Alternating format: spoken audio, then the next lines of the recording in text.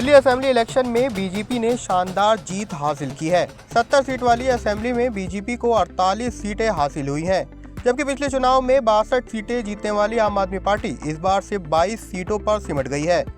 आम आदमी पार्टी की इस ऐतिहासिक हार के कई राजनीतिक कारण बताए जा रहे हैं, लेकिन हम आपको ऐसे दो बड़े फाइनेंशियल रीजन बताएंगे जिसकी वजह से बीजेपी इस बार दिल्ली फतेह करने में कामयाब रही। सबसे बड़ी बात यह है कि दिल्ली का वोटर इकोनॉमिक सेंसिटिव माना जाता है। ये वही प्रदेश है जहां प्याज की बड़ी कीमतों की वजह से दिल्ली के एक सीएम को अपना पद छोड़ना पड़ा था।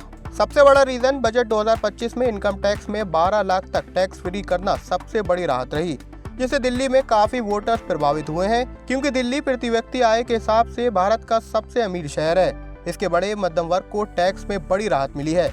अनुमान के मुताबिक दिल्ली में मिडिल क्लास की तादाद 45% बताई जाती है, जो कि किसी भी पार्टी की जीत और हार में बड़ा अंतर ला सकते हैं। चुनावी रणनीतिकारों का मानना है कि दिल्ली में हमेशा क्लास बेस्ड वोटिंग पैटर्न के हिसाब से वोटिंग होती है।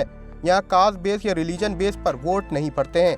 ऐसे में बीजेपी सरकार का इनकम टैक्स का दाव इस बार शानदार रहा है। दूसरा सबसे बड़ा कारण मिडिल क्लास में फ्रीबीज के सामने इंफ्रा डेवलपमेंट को ज्यादा प्रायोरिटी देना भी बीजेपी की जीत में बड़ा कारण बताया जाता है, क्योंकि दिल्ली में फ्रीबीज में काफी पैसा खर्च हो रहा है। पिछले दिनों दिल्ली हाईकोर्ट ने भी इस केस में दिल्ली गवर्नमेंट को क्वेश्चन किया था, क्योंकि दिल्ली में सब्सिडी का बिल पिछले 10 सालों में 6 गुना तक बढ़ गया है, जिसकी वजह से दिल्ली का बजट सरप्लस की जगह अब नेगेटिव में पहुंच गया है। दिल्ली में बीजेपी की शानदार जीत पर आपकी क्या राय है, मैं कमेंट सेक्शन में जरूर बताएं। फाइनेंस और शेयर मार्केट की सभी खबरों के लिए पैसा लाइव को लाइक और सब्सक्राइब जरूर करें।